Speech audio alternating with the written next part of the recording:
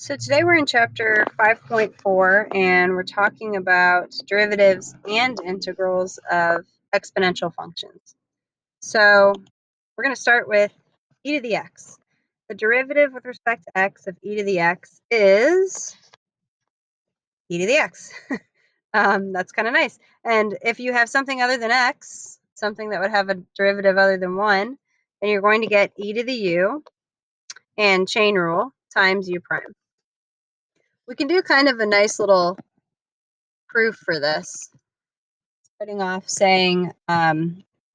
with y equals e to the x.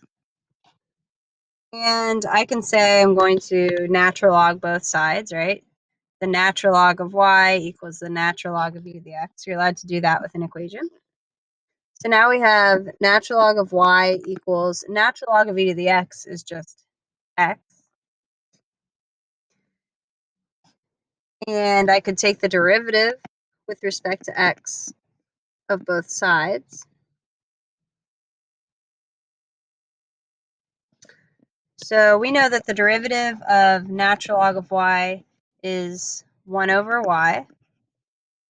Chain rule says we need to have a dy dx in there. And then the derivative of x is just 1. I can solve this for dy dx. dy dx would be equal to multiply a y over to the other side. So it would be equal to y. And finally, back in the beginning, we defined y to be e to the x. So dy dx is e to the x. So kind of cool. All right. So if I want to find the derivative with respect to x for all of these, I am going to start by saying, so this is a u, right? E to the u. So the derivative of this is e to the u. So e to the negative 2x plus x squared. But then we have the chain rule. So we have to say multiplied by the derivative of negative 2x plus x squared. So that would be minus 2 plus 2x. And there's not really a good way to simplify that. For now, I'm just going to leave it like this. And like we've been saying all chapter, you might be looking for your answer in a multiple choice or something. So just know that, yes, you could distribute that e through, but I'm not going to take it that far. Derivative of e to the square root of x is e to the square root of x multiplied by the derivative of square root of x. So 1/2 x to the negative 1/2. And again, we can clean that up a bit. I do like to get rid of my negative exponents. So I'm going to make this e to the square root of x over 2 square root of x. Okay. What about this? We have a couple of things going on. First of all, e to the negative 1. Remember, this is a constant. This is 1 over e. And then e to the t, that's where we have a variable. But we have to start with power rule because this whole thing is being raised to the third power. So this is going to start off as 3 e to the negative 1 plus e to the t to the second power, power rule. And then nested within that function is this inner function here. So chain rule, the derivative of e to the negative 1, that's a constant, that's 0. The derivative of e to the t is e to the t, and our derivatives are with respect to t, so there's no chain rule involved here. And then I would just simplify this by saying this is really, like we have a 3 out here and an e to the t out here, so I would just write 3 e to the t times, I might leave this as e to the negative 1. It doesn't matter if it's free response. You'll be doing something else with it, so it'll just be dependent upon the problem, how far you have to simplify. All right, next one, we have first the outer function is natural log. So the derivative of a natural log is 1 over that thing, right? 1 over e to the x squared. And then we have the chain rule because e to the x squared has its own derivative. So times the derivative of e to the x squared. That's e to the x squared. And then that has a chain rule. The derivative of x squared is times 2x. So e to the x squared over e to the x squared, that cancels out. We just get 2x. Could we have simplified this to start off with? Yes, because go back here. Part D, the natural log, the derivative with respect to x of the natural log of e to the x squared is just x squared. So I could have saved myself a lot of time and a bit of writing or possible mistake making here by just simplifying first. So I tend to forget about this, but try to remember that you can use those log properties to simplify logs, and that usually simplifies the problem. All right, what about this? We have 2 divided by e to the x plus e to the negative x. I can't separate this into 2 terms because the 2 is in the numerator. So I can think of this as, I could think of it 2 ways. I could do quotient rule, or I would like to probably rewrite it as 2 times e to the x plus e to the negative x. That's really just to the negative first power. To me, a power rule seems better than a quotient rule, especially if the numerator is just a constant. It seems simpler to write it like this. So if I apply the power rule, I get negative 2 times e to the x plus e to the negative x to the negative 2 power. And then chain rule says to take the derivative of that e to the x plus e to the negative x. The derivative of e to the x is e to the x. The derivative of e to the negative x is e to the negative x times negative 1. So minus e to the negative x. And then I would clean this up just with, again, my negative exponent out here. I would put negative 2 times e to the x minus e to the negative x over e to the x plus e to the negative x. That quantity is squared in the denominator. And be careful with those because they're really similar and you don't want to mess up just by miswriting like a minus or a plus sign. So be careful. All right, for this one, I think it makes sense to go ahead and do each term. Although, let's see, that's a product rule, that's a product rule, that one's not.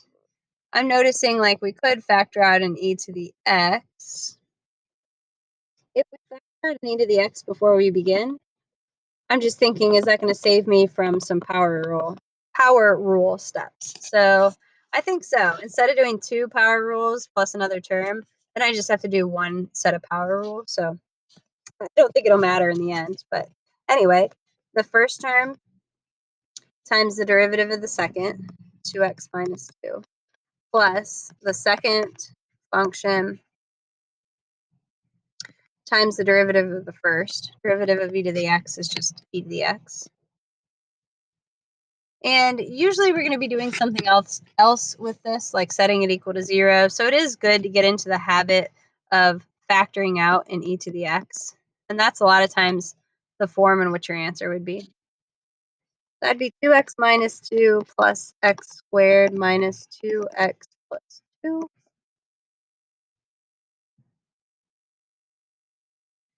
So e to the x times x squared, the 2x's cancel. Oh, and the 2's cancel. Huh. E to the x times x squared is my final answer for that one. Given that v of t is e to the 2x minus 1, the acceleration function is a of t equals, well, that's v prime of t, right? So I'm going to do that off to the side in case it takes some cleaning up. It's e to the 2x minus 1 times the derivative of 2x minus 1, which would just be 2. So yeah, I would write that as 2e to the 2x minus 1. Find all relative extrema of f of x. Justify your answer. So remember, relative extrema, we need to take the derivative, find critical numbers, look for sign changes. So start with finding the derivative. We need to do product rule here. So first times derivative of the second plus second times derivative of the first. I don't really need that times 1, do I? If I want to find critical numbers, I'm going to set this equal to 0 and start factoring. So I can factor out an e to the x, which would be e to the x times x plus 1.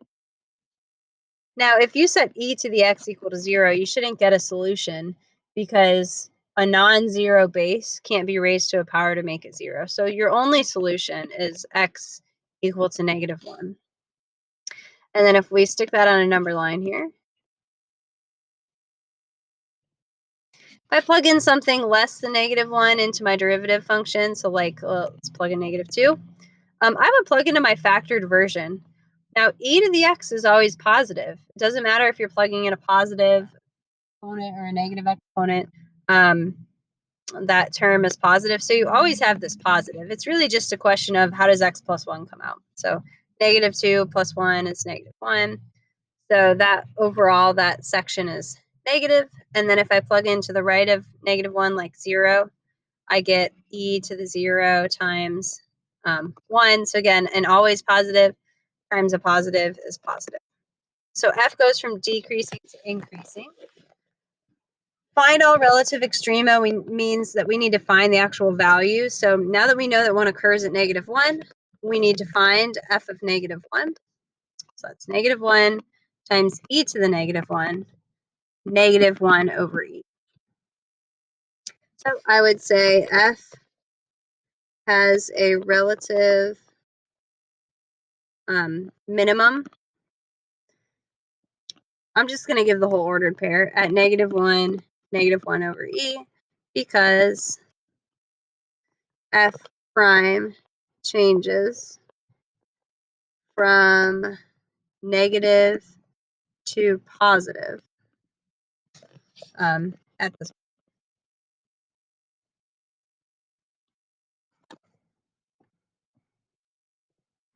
The number y of medical doctors in thousands in the US from 1980 to 1997 can be modeled by this function, where t equals 0 represents 1980.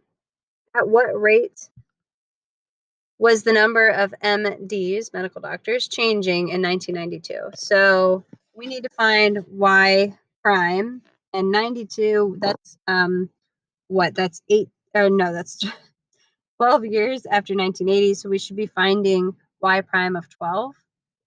We're going to be using the calculator for this one.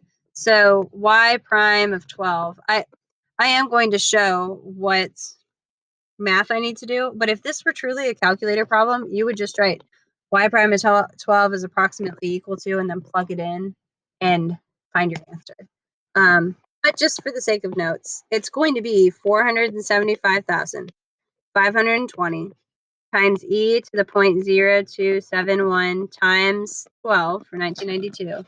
And then the derivative here will be an extra multiplied by 0.0271. Sorry, I almost wrote times 12. Because of that chain rule, that's the derivative of 0.0271t. So if we go over to our calculator, math 8, the function I'm typing in is the original y, 475,520 e to the 0.0271 x, and then we'll tell it when x is 12. So 17,839.006. Now we're talking about, let's see, the number y in thousands. Oh, so y is in thousands. No. Let's see. So when we plug in 0, we get 475,520. I don't think I want to label this with thousands. Now I'm kind of second guessing the phrasing of that question. Like 1,000 is a million. I'm just going to say about 17,839 doctors per year, because this is a rate of change, right? So the number, number of doctors is increasing at this number per year. I don't think we need to put an extra 1,000 on that. If my actual PDF says something different, then I don't know. I just think the wording on this is a bit, you wouldn't need to write this if you're not meant to add an extra 1,000 on there, but I'm not going to. Anyway. Right, so natural exponent function e to the x is also its own antiderivative, because if it's its own derivative, then it's got to be its own antiderivative. So summing up what we kind of know so far, we know the derivative of the natural log of x is 1 over x, but we don't know the antiderivative or the integral of natural log of x. Because if you think about it, we don't have anything whose derivative is natural log of x. So this, we don't know how to do yet. We will learn how to do that eventually. Derivative of e to the x is e to the x. So that means that the integral of e to the x is e to the x plus c. Because again, we know that there is something whose derivative is e to the x, and that thing is e to the x. And then the derivative of 1 over x, now remember derivative, this is power rule. So it's negative 1 over x squared, because it's negative 1 x to the negative 2. But the integral of 1 over x, that reverse power rule doesn't work. So this is the one that's natural log of the absolute value of x plus c. All right, so you shouldn't see right now, unless it's a calculator problem, we don't have integrals of natural log of x yet. All right, so now we're going to do some integrals. U sub is still a thing. So we know the integral of e to the x is e to the x, but if we have negative 2x, we still need to be thinking that, all right, u, I'm going to do this, I guess, off to the left. U is negative 2x. So du dx would be negative 2. So du is negative 2 dx. I've got the dx. If I want the negative 2 in there, then I've got to balance by putting a negative 1/2 out in front. So now I have negative 1/2 times the integral of e to the u du. And that's equal to negative 1/2. Integral of e to the u du is e to the u. So e to the negative 2x plus c, since these are indefinite integrals. I could rewrite things. This is a negative exponent depending on what x is, but since I have a variable up here, I'm not going to change that or worry about that. All right, next one. U is negative x to the 4th.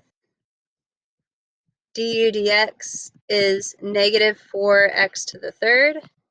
Negative 4x to the 3rd dx is du. So no extra adjustments needed. We have the integral of e to the u du. And so that is e to the u, e to the negative x to the 4th, plus c.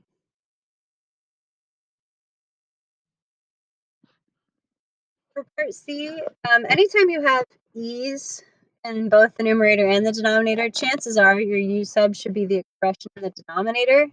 Because remember, usually our du dx is some whole number, like it's not 1 over something. And so you need the derivative to be up in a numerator most often. So I'm going to say u is 1 plus e to the x, 1 plus e to the negative x. And then du dx would be e to the negative x times negative 1, so negative e to the negative x. I have e to the negative x dx. If I need a negative here, I balance it by putting a negative there. This is negative integral of 1 over u du. All right, so that's negative natural log of absolute value of u is 1 plus e to the negative x. Now, side note, I don't actually need the absolute value. It could just be parentheses, because e to the negative x is always positive, and then add 1, that's still always positive, plus c.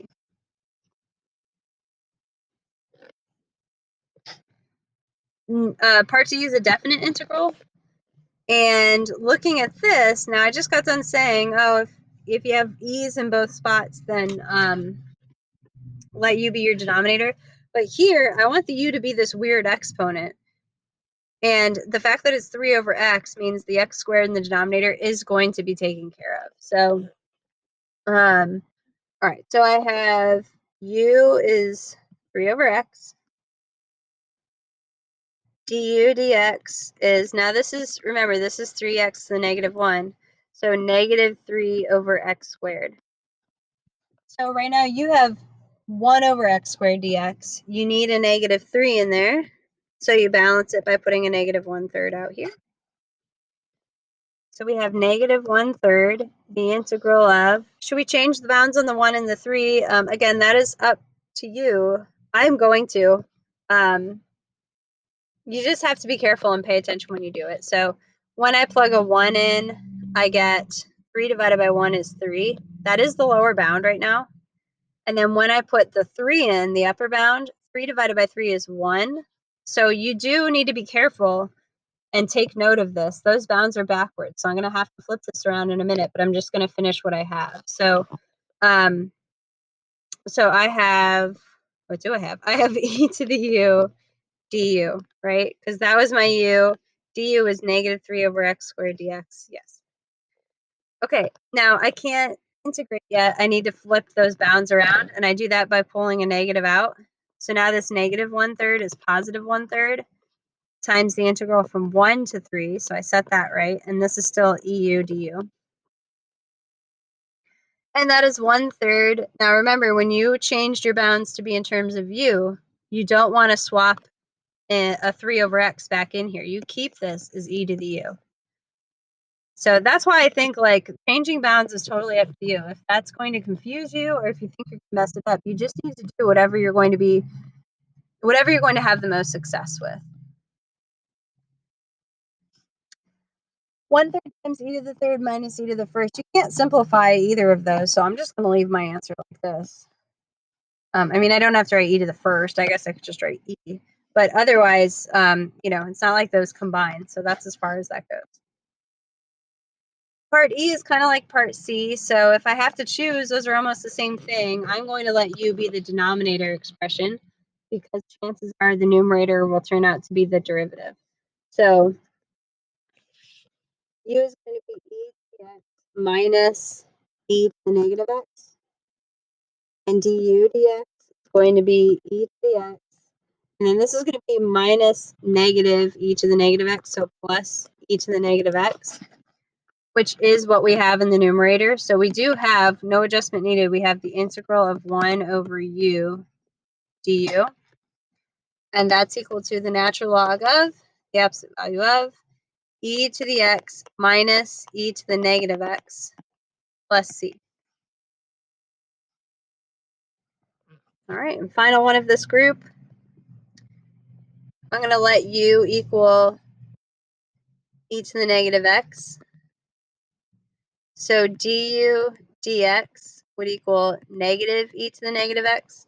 We have e to the negative x dx. We need a negative in there, so we put a negative out here. So we have negative integral of e. Oh, no, we don't. Sorry. We have negative integral of tangent of u du. And then let's see, the integral of tangent, I'm having trouble remembering it. I want to say it's negative natural log of the absolute value of cosine, because tangent sine over cosine. So we already had a negative here. Negative natural log of absolute value of cosine of u, which is e to the negative x plus c. I want to say this is almost a homework problem too. This seems very familiar to me. So that's just positive natural log of the cosine of e to the x plus c. I hope I didn't just, now I'm too curious. Let's go back and find. Yeah, there. Okay. Sorry, I wanted to know that I was right in that. Okay. Anyway, so yes, I had the right integral of tangent, but remember that's one that you kind of puzzle together. I was being a bit lazy about not writing it out, but it worked out. Find the area of the region bounded by y equals e to the x, y equals 0, x equals 0, and 5. You might need to graph this a little bit. y equals 0, x equals 0. So here's x equals 0, here's x equals 5. If you're plugging that in, you've got like e to the 5th, whatever that is. Now, e to the x at 0 is not 0, 0, though. E to the 0 is 1. So I probably shouldn't have put a dot down there, but that's 0. So this curve goes from 1 to e to the 5th. We're talking about this area here. We're bounded by the y-axis, the x-axis, and the curve, and x equals 5. So the area of that region should be the integral from 0 to 5 of e to the x dx. So I didn't necessarily have to sketch the graph, but I just think it's helpful anytime I'm given those bounds, just so I can see. And so that should be e to the x evaluated from 5 to 0. That's e to the 5th minus e to the 0. Always simplify that. That's e to the 5th minus 1.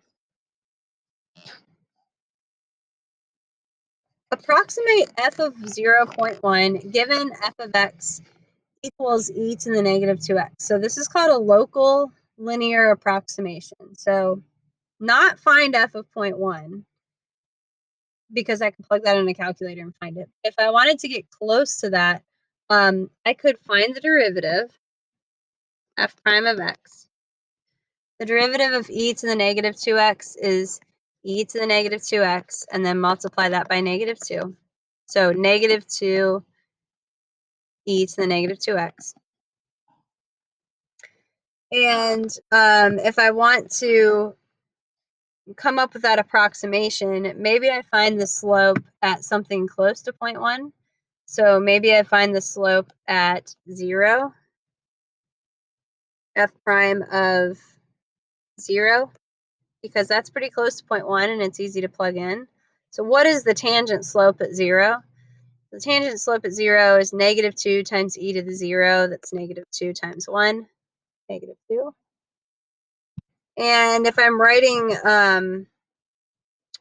if I'm coming up with my linear approximation for f of 0.1, I could say, well, it's f of 0 plus a slope of negative 2 times a distance between 0 and 0.1, 0.1. What's f of 0? F of 0, that's easy to plug in, right? F of 0 is 1. I don't have to approximate that. Minus 0.2. So 0.8 is my approximation for f of 0.1. So what we just did there was, if we have this curve, let's see, what would e to the negative 2x be? It would be decreasing like this, right? Something like that. So we just said, all right, well, here's this little tangent slope here. We're going to use this line and tell you, well, here's the point on the tangent line, and that's awfully close to the curve. So it's approximately this way. All right, a car battery has an average lifetime of 48 months with a standard deviation of 6 months. My stats people are like going, well, the battery lives are normally distributed. Probability that a battery will last between 48 months and 60 months is, I erased the function that approximates the curve under a normal curve. And I'm not sure if we've done this yet in stats.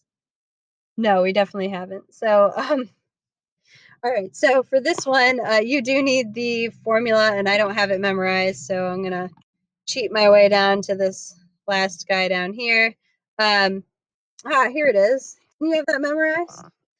Okay, so you would be given this function. You do not have to know this, but it's the integral from 48 months to 60 months of e to this fun equation dt. And I literally am just typing that into my calculator. But just in case, now I don't think we've done this yet in stats, but just in case we do, that is our normal CDF command. And we're saying, let's see, our lower bound was 48, our upper bound was 60. The mean life was 48, and the standard deviation was 6 months. So the mean was 48, and the standard deviation was 6. Let's see if our normal CDF command. Yeah, so we get 0.4772, and this is 0.477. So I think I mentioned in stats, hey, that's how we get that. But anyway, doesn't matter because you're not all in stats.